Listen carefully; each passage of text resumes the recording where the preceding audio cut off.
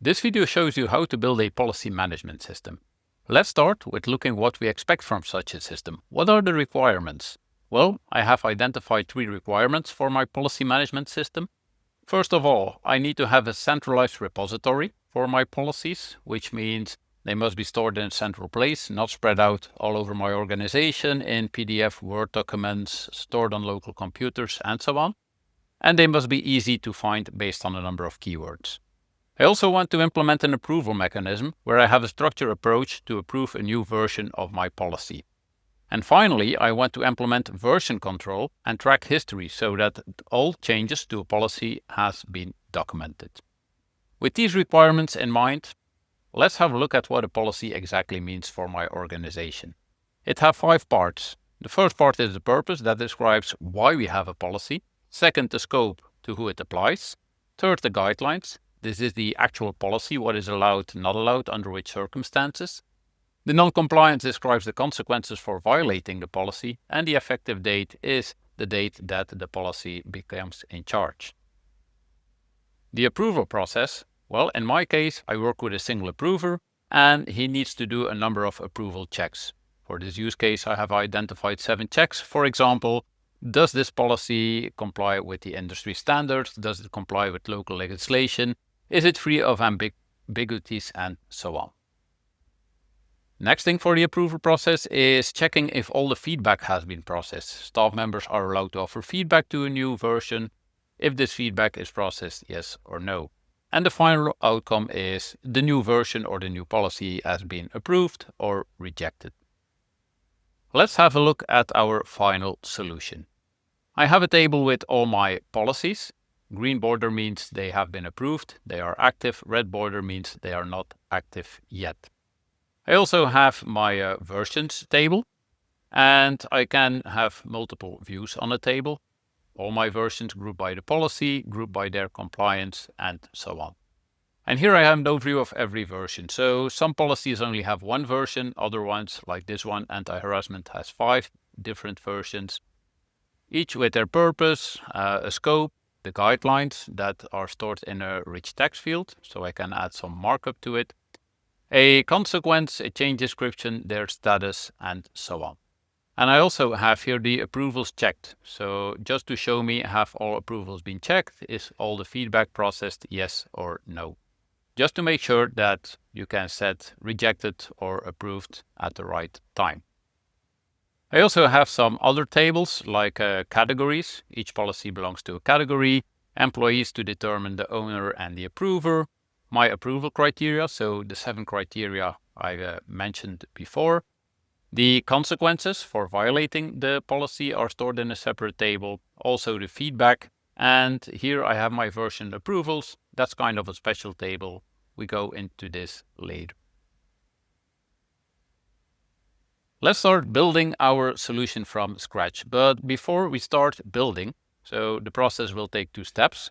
And the first one is modeling the database. Let's first think about the tables and fields that we need and how they are related to each other. Well, a policy, it has a name, has a category, keywords to search on, has an owner, approver, and so on. I put all those fields in a single policies table, but this will of course not be my final solution. So I try to identify relationships, and the first relationship is the one-to-many, where I think, okay, one policy has multiple something, something, something, but that something, something, something is always about a single policy. Let's go over the fields. So a name, a policy doesn't have multiple names, doesn't have multiple categories, but it has multiple versions. And it also has multiple feedback items. So one policy has multiple versions, but a single version is always about one single policy. Same for feedback. Policy can have multiple feedback items, but each feedback item is about a single policy.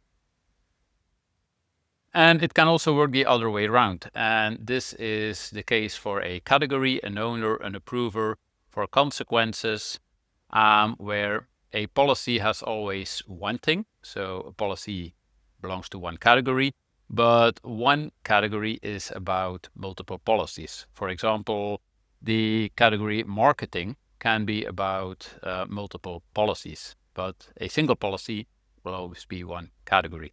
Same for owner and approver. A policy will have one single owner, but one single employee can, of course, own multiple policies. Also the same for approver and consequences. One consequence is for one policy, but a consequence can be used in multiple policies.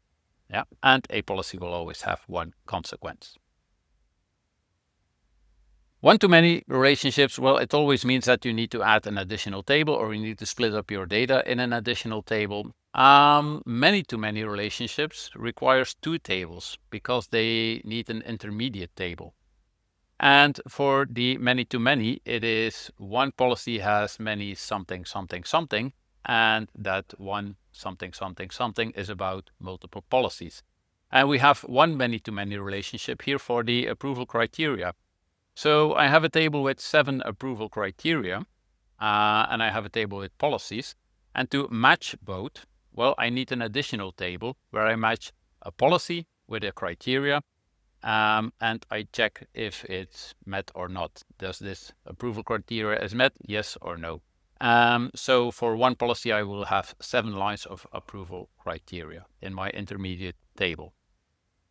So now that I have detected my one-to-many and my many-to-many relationships, I can start building my database, but there's still a small error inside it.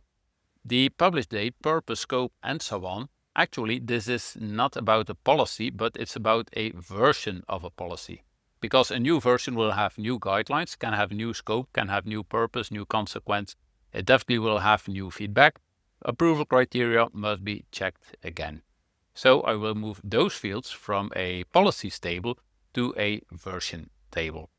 This is something that you normally discover while building, but just to save some time, I give it already in the review and consider part. Okay, now that we have analyzed our problems, we know which tables we will need, we can start building our actual database. I created a new workspace and I will add a new database. Name of my database is Policy Management. And I will start with adding a number of tables. My first table is already created when creating the database. I'm gonna name this Policies. I also will add a new table for categories, a new table for employees, and so on. By default, Baserow is offering 3 fields and 2 records. So for the policy, let's start with a social media policy and maybe a dress code policy. For the categories, we have operations, we have IT, we can have the legal department and so on. And the employees, well, let's stay with the classics, John Doe and Jane Doe. So I have 2 records. The note field and active field, I don't need it, so I can delete it. And I will start adding other fields. So as I told you in the previous part that we will need a table policies with, for example, a keyword. So let's create a new field. This will contain the keywords. For example, for social media, socials, we can mention Facebook, we can set IT and so on. For dress codes, colors, and so on, summer, warm weather, and so on. So a number of keywords that you want to tag your policy on. Next field is a link to table field. So we will start linking tables together. I'm gonna name this field categories or category in a single because I only have one category, and I will create a link to the categories table. It will be in 2 directions, so I will automatically create a field in my link table, but I don't want to have multiple values. Let's create it, and if I now want to insert a value, well, I can select one from my categories table. And as you can see in my categories table, so I can also delete those 2 fields here, the notes and active field. And you see that there's a link in 2 directions. I have a link from policies to category and from category to policies. What else do I need in my policy? Well, I need another one for the owner. that will be linking to the employees. And also it will have only a single value. So I won't select two employees to be the owner of a policy. And again, from this table, I can start creating fields. Can select records. Okay, so we have a single text field. We have link to table fields. Categories only have a name field, so this one is actually done. For the employees, again, I can remove node send active, or I can edit this field and, for example, pick a email field, because each employee will have his email address, john.doe@myexamplecompany.com. Okay, let's increase the width a little bit. Let's insert another field for the phone number. So as you can see, Baserow has a lot of field types for all possible data. I will also insert a file field, so where I can store a JPEG file for the picture of my employee. And I will have a single select field, and this will be the role of my employee. And a single select field, I will offer three options. My employee can be the other category, he can be an owner, or he can be an approver. If none is given, it's the other. And of course, I can also change the color or reuse a color for a single select item. None given, it is set to other. So now I have created a part of my database. Let's move fast forward for the entire database and have a look at the formulas. I want to implement 8 formulas. First one is for the categories. I have the name of my category, I have my link policies, but I want to know how many policies I have in each category. I can do this with a count field. So count policies. Let's offer it a proper name. I only have one link to table field, the policy, so I select it, I click create, and it creates a new field showing me that I have 2 strategic policies, 6 legal policies, 5 for reputation, and so on. So this is a first simple formula. The second one is in the versions table. So each version has a certain compliance, so it can be medium, high, low, and so on. I don't want to see medium, high, or low. This is shown because it's the name field of my consequence table. But I also want to have access to the description. I go back to my versions table, and I'm going to do this with a lookup field. So I insert a new field. This time it will be a lookup field. And I'm going to call this compliance description. It will use my link compliance field, and it shows me all the fields of this consequences table. I'm going to pick the description, I click create, and it is created. Notice the gray background, and the gray background is because it's a lookup field, and lookup fields are always a list of items, even if there's only one single item. So the same for compliance. Technically, I can do 2 consequences for a single policy, but we said we will only have one. But technically, there can be multiple items. Even here, if I check or uncheck this, allow multiple relationships, this will prevent me from the user interface to add new ones.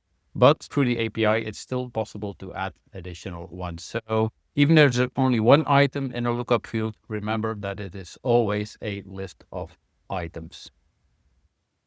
Next thing I want to fix is in the versions table.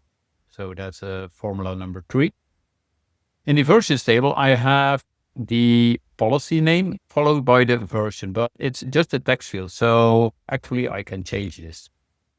And I don't want this to be changeable. I always want to have the name of my policy followed by the version number. So I'm going to convert this single text field into a formula field. And the first thing I want to have is the name of my policy. Well, very simple. I can show the name of my policy like this. Notice again, it's a gray background because policy is linked to table field. Even if there's only one policy, it's technically a list of items. And I want to avoid this. And I can do this by using the join function. So I'm going to join the field policy, which means that I will put all the items after each other, marked by a separator, which is empty text. I only have one item, so what I technically do here is converting the policy to a single text. And now I want to concatenate the version. I'm using the concat function. So the first one is the name of my policy. Second, I will do a space just to separate them. And then I will have my version field. Close the parenthesis for the concat function. And the result will be the name of the policy followed by the version number. Notice that I worked from inside to the outside. First, I fixed the policy to be a single text. Next, I used the concat function. So if I now would add a new version here, saying, okay, the cybersecurity policy 2.3, for example, well, it shows cybersecurity 2.3, and this cannot be changed. I cannot type in this view any longer. Next thing I want to solve with formula is having my last approved version. So let's have a look, or maybe quickly create a group by in my version table. I'm going to group by policy. So you can see that my anti-harassment policy have 5 versions. 3 of them are under review, 2 of them are approved. And in my policies table, I would like to know which version is now approved, because in the anti-harassment policy, what I see is 5 versions. This is one. Cybersecurity also now has 2 policies, but I want to know which one is the most recent approved policy. And I want to know this from my policy table. So I'm going to add a formula field here. I'm going to name this published date. And what I would like to know is, okay, what is the date of the last published version? Maybe let's start with looking up the date. So I can also create a lookup field purely in a formula. Lookup my link table versions, the field date. This shows me all the dates. So some policies with multiple versions have multiple dates. And now I want to filter, like my anti-harassment policy. As I showed you, there are 2 that has been approved. So 5 in total, but only 2 were approved. I'm going to create a filter for this. So I'm adjusting my formula here. I say, okay, filter the date and the items you need to filter. Well, for my versions link, the status field must be equal to. And now instead of 5, I only have 2 items for this, and some of them have none, don't have any approved version yet. And I have 2 versions here, one on the 12th of April 2024 and the 1st of April 2019. So definitely I want to have the 12th of April 2024. Well, I use a rollup function for this, the rollup function max, and this will return maximum date.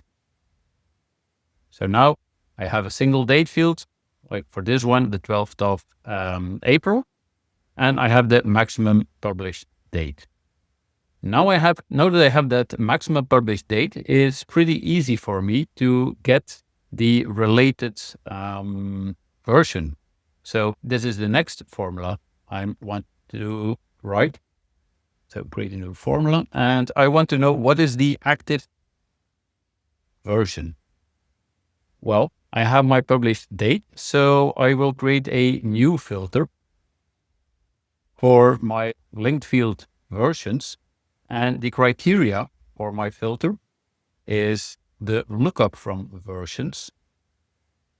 Have a look at the date field, and this must be equal to my field published date. Let's create the formula. And now when I have an active version, this active version is shown. So let's go over the formula one more time. Filter function always has two parameters. First one, which field to filter? Well, my version field. Second, what is the condition? Well, from the version field, look up the date and check if the date is equal to my published date. This will always return one single version, except in the occasion that you approve multiple versions a day.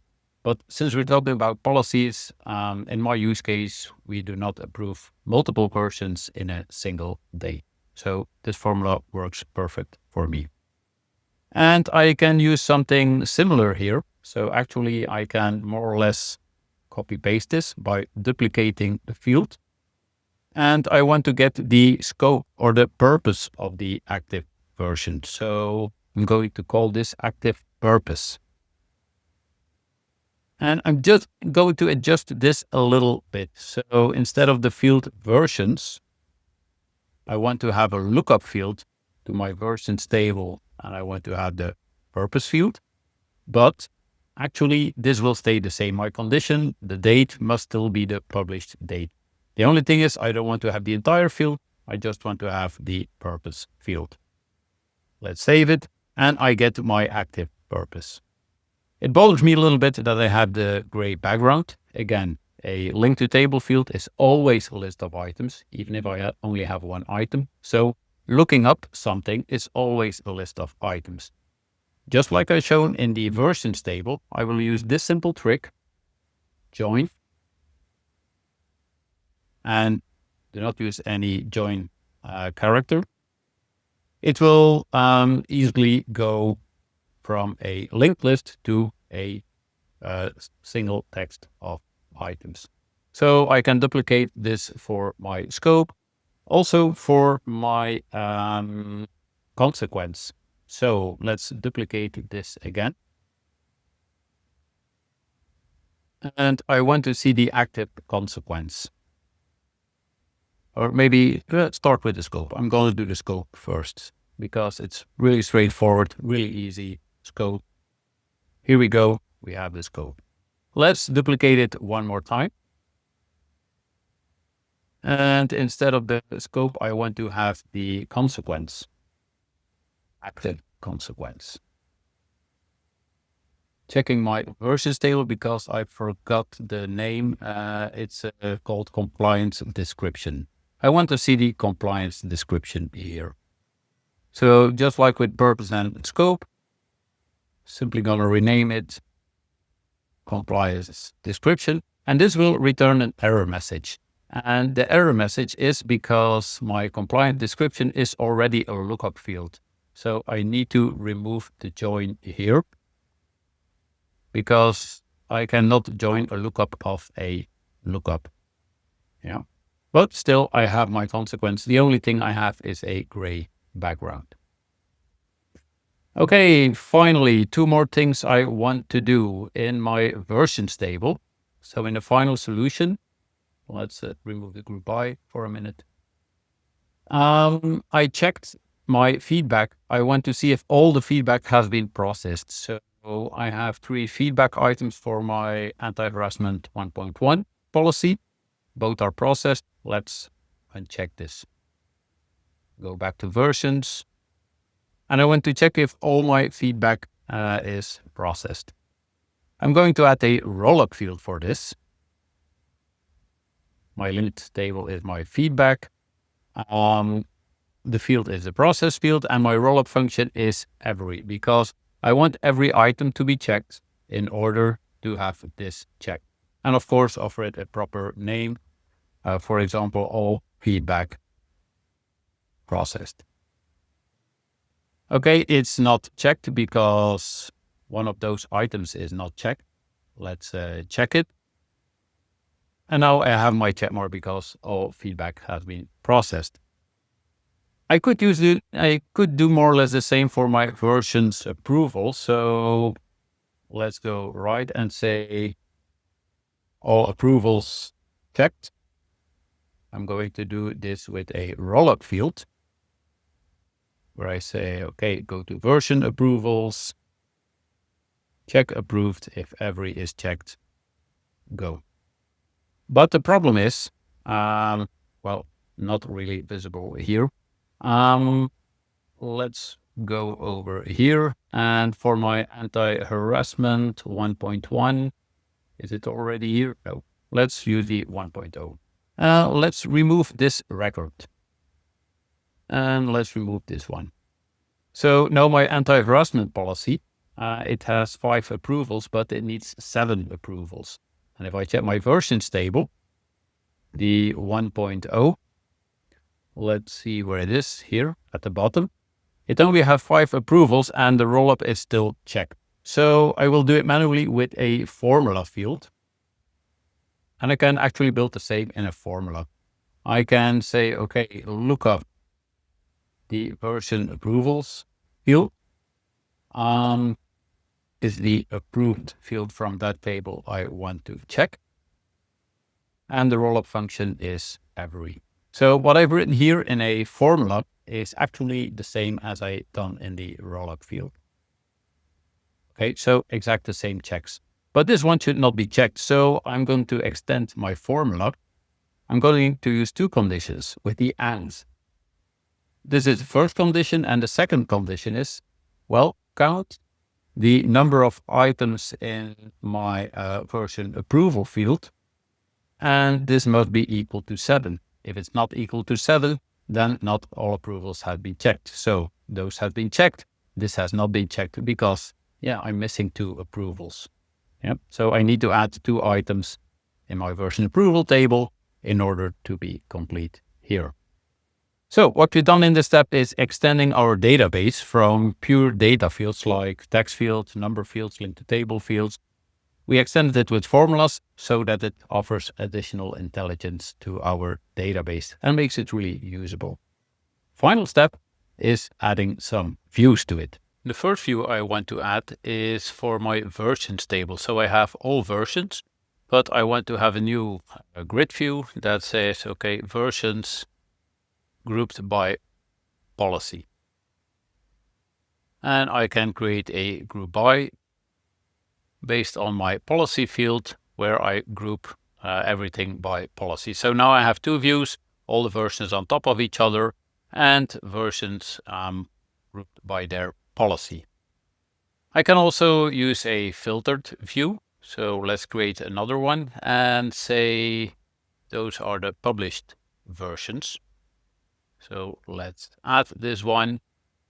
Filter is, those published is where the status field, let's look for the status field, is equal to approved. And now I only have the approved ones.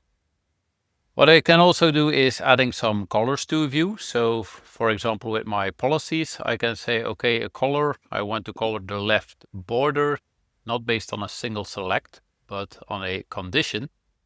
And it will have a green border when the published date is not empty. So I have a published date, and I can add a second color here, add a condition. If my published date is empty, then it is red. So this immediately shows which versions are published or not.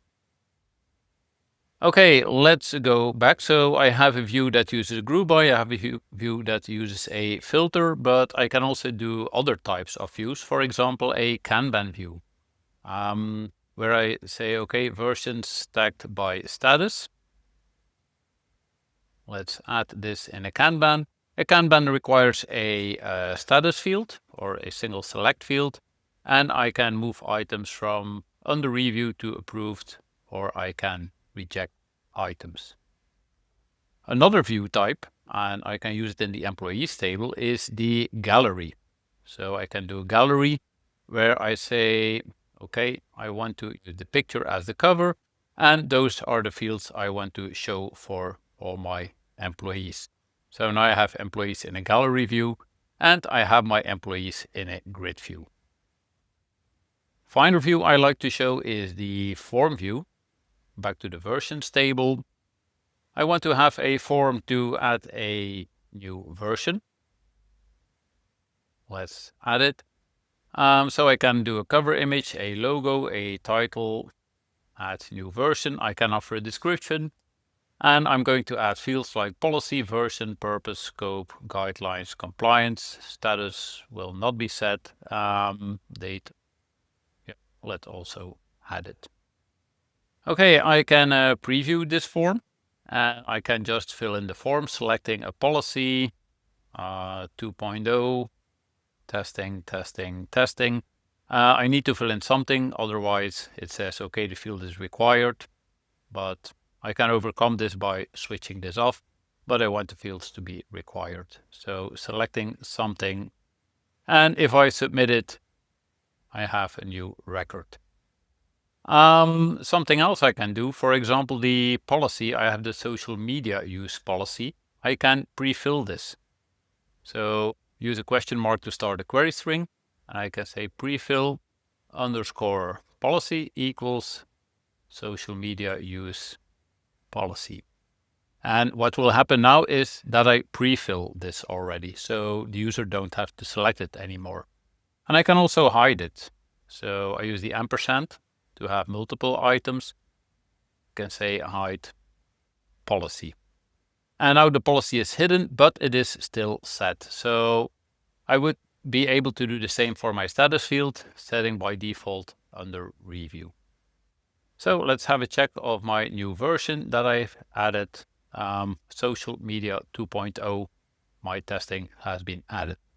So we have seen a grid view that you can use to group, filter, and also to sort, of course. You can sort on a view.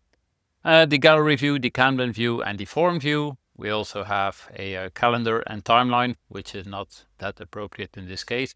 But as a final result, we have a nice database with a lot of views that offers a lot of information and allows us to manage all the policies within the organization.